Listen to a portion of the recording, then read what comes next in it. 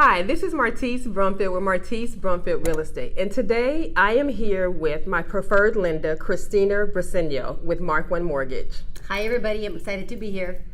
So Cristina, I send her all my clients. Anytime I have a buyer who I'm working with as a first-time home buyer or someone who is just simply interested in buying additional real estate to add to their real estate portfolio, I'm sending it to Cristina. And the reason why is because I know that when she takes a look at it and when she reviews it, we are going to close. So thumbs up to Cristina. Thank you. Thanks. Thank you. So we want to provide you guys some information about what you can do to prepare as first-time home buyers. So Cristina, first starting off, if I were a first-time home buyer, what are some of the things that I would need to gather so that you had everything you need?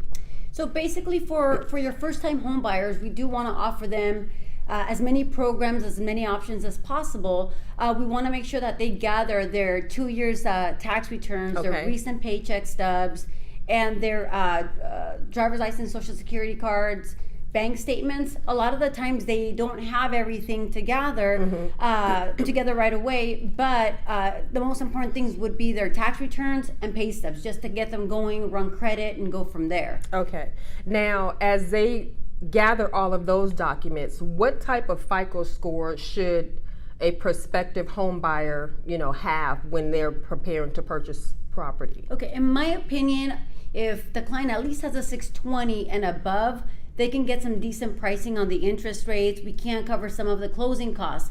We can't go down to a 580, even a 500 in some circumstances. Okay. But the guidelines are much tighter. The length of time, the paperwork, it can get a little bit, tricky for the clients to get the conditions needed. Like I said, the qualifying debt to income ratio is much lower, so they're limited to what they can qualify for. But we can definitely go down to a 500 FICO score, but it's a case by case situation, right? Okay. Right. What type of down payment should I consider if I'm a first-time home buyer? How much money should I have saved in the bank? A lot of our viewers want to know, as they prepare, how much is enough for the down payment and the closing costs? Okay, so with the FHA loan, first-time home buyer, they can go as low as 3.5% down. Okay. We can't cover all their closing costs depending on the rate that they choose and depending on the FICO scores that they have.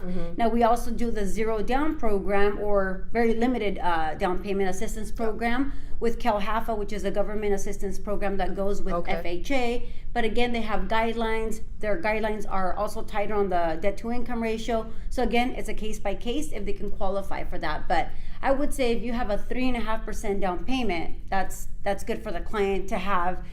They do need to have the down payment as reserves for 2 months in their bank account, or it can be a gift if they don't have the funds seasoned. If they don't have everything, so they can borrow the money, and then if they borrow it, it can show it's a gift from someone else, correct? Correct, yes. It has to be a gift from a relative. Yes, close relative. Okay. Now, you mentioned debt to income ratio, which I know a lot of our viewers don't necessarily understand that particular term. What exactly does that mean? So your debt to income ratio, the way the lender will qualify you is your income versus the debt that you have. Okay, so depending on how much debt you have or the client has, that's how we're going to qualify you on your debt to income ratio, which will limit or we can go higher on the qualification, just depending on the debt that they have. So it's always best if the client has minimal debt or if they have co-signers with minimal debt, so the client can qualify for a higher sales price. Okay, great. Yeah. Now, if I have a number of clients, and we have an audience that want to reach you, what's the best way to get in contact with you? Yeah, you can always either call me or email me. My phone number is area code 562-715-3749, or you can email me at cbriseno@m1m.com.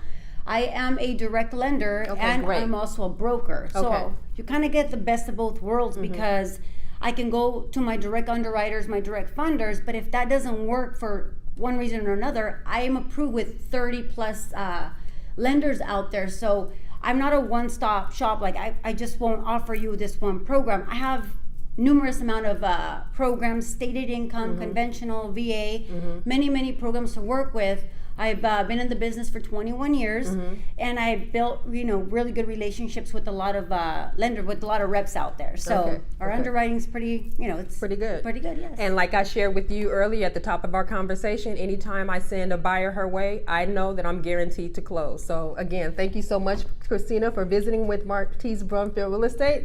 And if you guys have any questions or you want to reach out to us, feel free to give us a call at 310-871-7423. That's 310-871-7423. And until next time, I'll talk to you soon. Bye, guys.